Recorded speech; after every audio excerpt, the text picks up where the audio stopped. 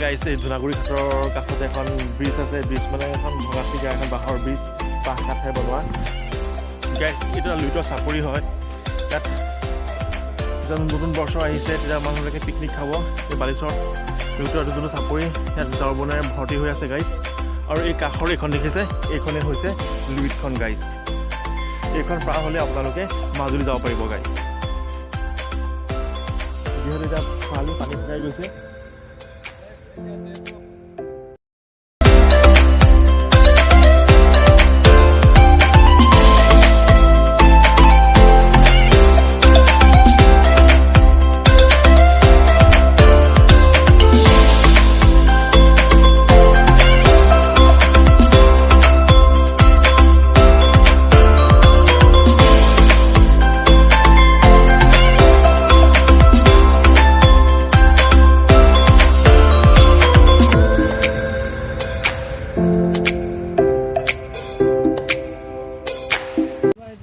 গাইছ এইটো এটা পিকনিক প্লেচো হয়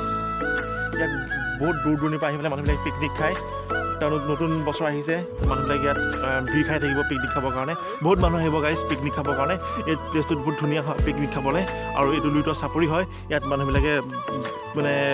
পিকনিক খাবৰ কাৰণে এটা ধুনীয়া প্লেচ গাইছ